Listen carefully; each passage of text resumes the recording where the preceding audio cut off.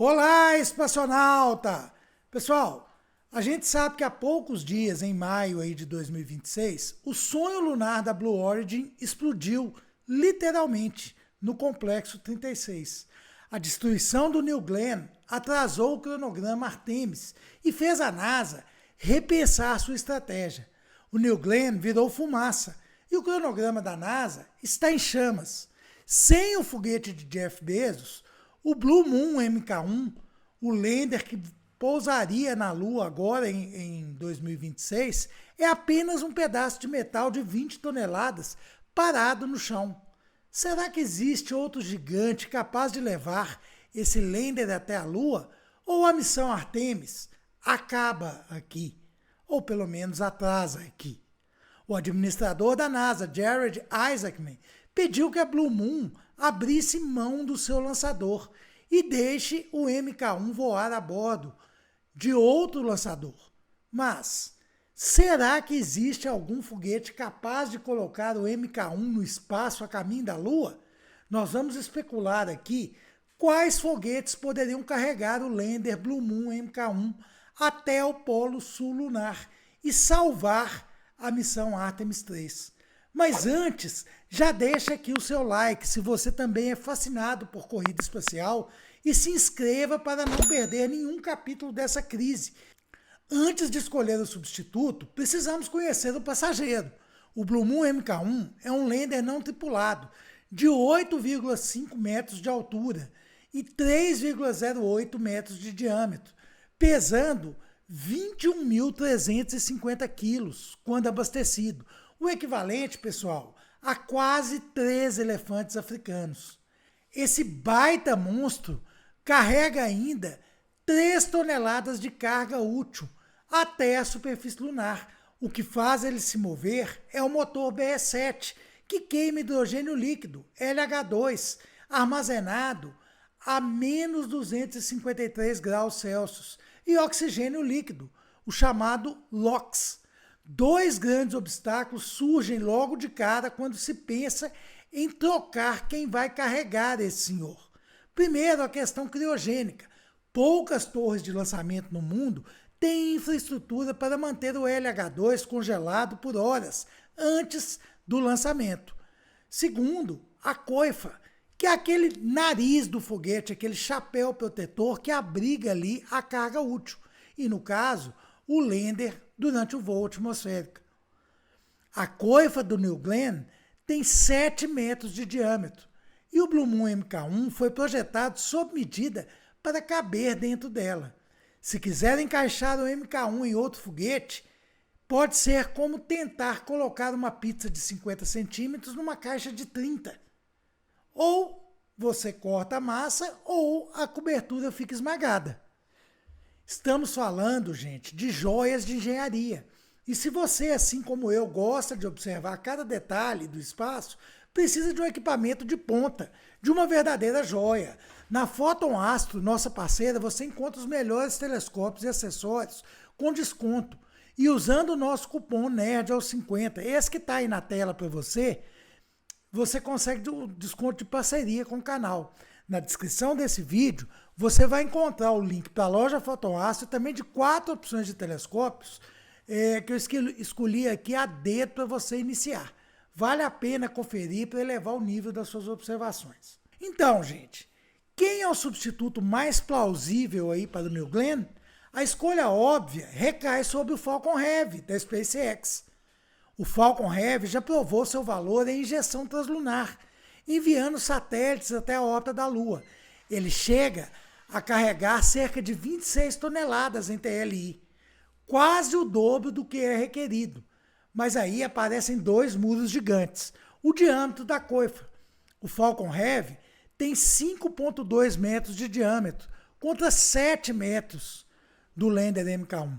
Existe uma versão estendida em altura, desenvolvida para a Estação Lunar Gateway, mas o diâmetro ainda são os mesmos 5,2 metros.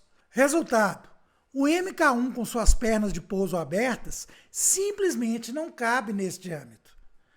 Ainda tem a questão do combustível. As plataformas de lançamento da SpaceX são feitas para Kerolox, querosene mais LOX, e não para a LH-2.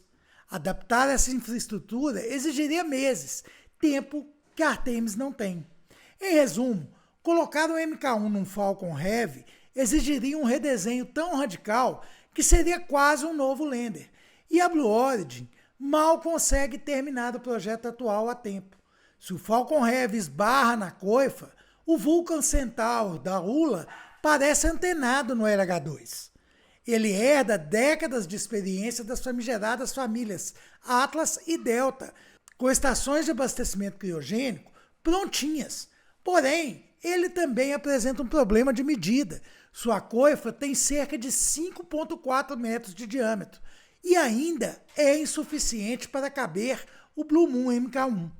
E mexer nessa estrutura do lander para dobrar no Vulcan seria testar vibrações e tensões nunca consideradas.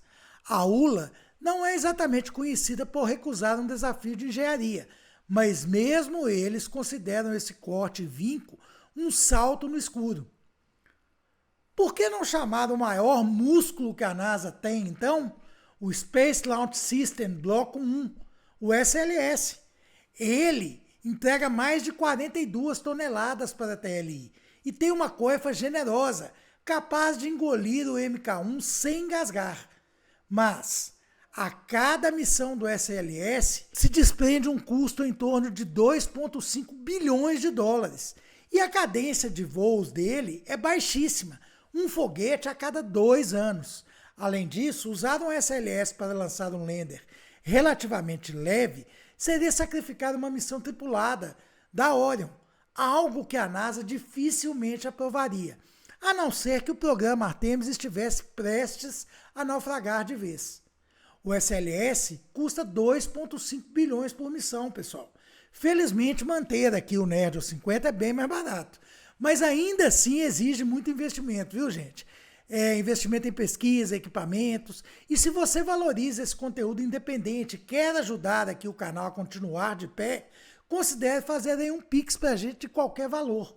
O QR Code está aí na tela e qualquer valor ajuda demais a manter essa estrutura, até 50 centavos. Gente, e se a gente não conseguir resolver isso dentro dos Estados Unidos, será que a solução poderia vir de fora? Vamos olhar aí para o mercado global, mesmo que a política torne isso quase impossível. O Ariane 6 da ESA tem uma coifa de 5,4 metros e alguma capacidade criogênica, mas na Guiana Francesa a estação de LH-2 é limitada.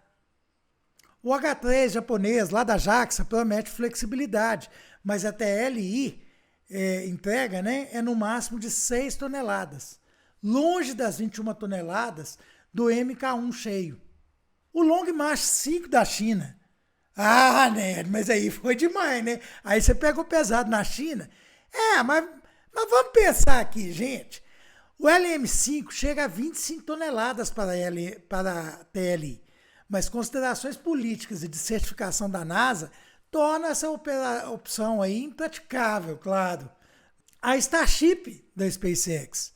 Sim, aquela de Metalox, CH4 e LOX e fairing colossal, poderia engolir o MK1 tranquilamente, mas ainda, gente, não tem voos orbitais totalmente qualificados.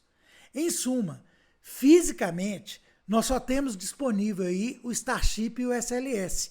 Eles, de fato, engolem o MK1 sem cortes, mas cada um tem um preço que é muito desafiador. No caso do SLS, o entrave é a prontidão, que é emergencial, e financeiro. Já para o Starship, a questão é a maturidade de voo. O Starship ainda é um protótipo.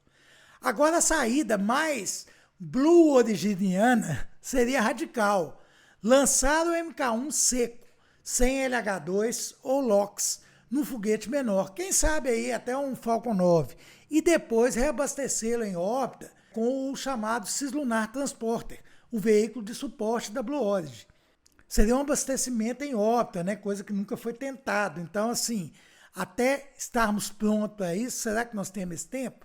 E outra loucura seria fragmentar o MK1 em vários módulos menores, projetados para caber aí na imensa fuselagem da Starship, e depois remontá-lo no vácuo espacial.